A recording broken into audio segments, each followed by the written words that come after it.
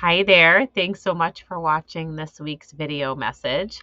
So I get a lot of questions about morphology and which order to follow in. And I've also noticed I have people asking me where should they start with younger students? And so these are excellent questions to ask because we're thinking as a whole structured literacy model that morphology really plays an important role in that whole package, right? So, when we are thinking about any particular order, that is really going to depend.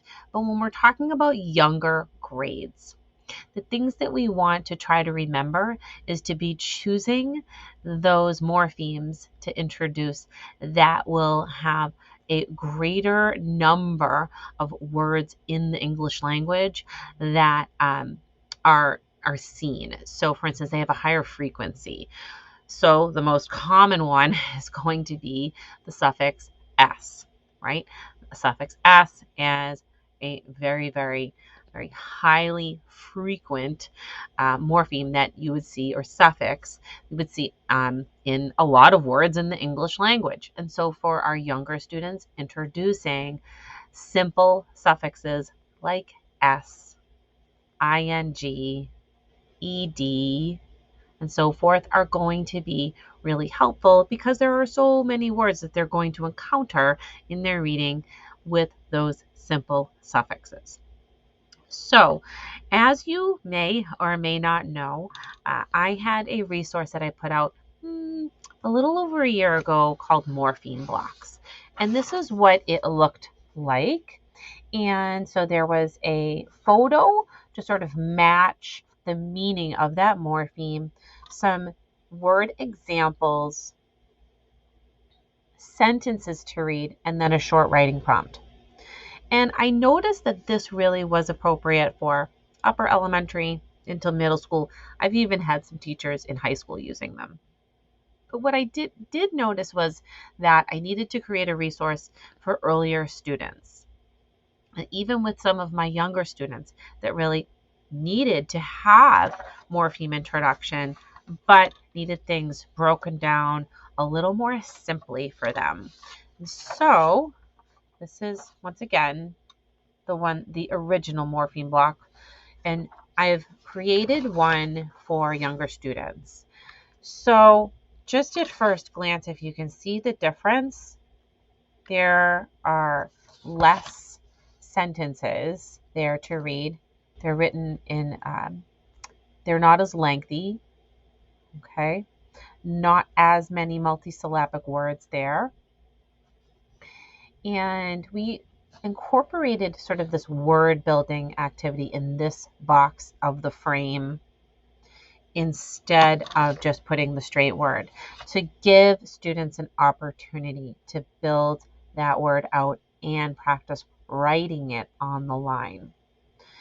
The writing prompt is still there though.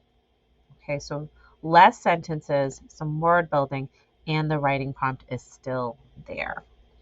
So if you have younger students that you would like to start weaving in some morphological awareness activities, you may want to start with this version as opposed to this one, especially for easier readability.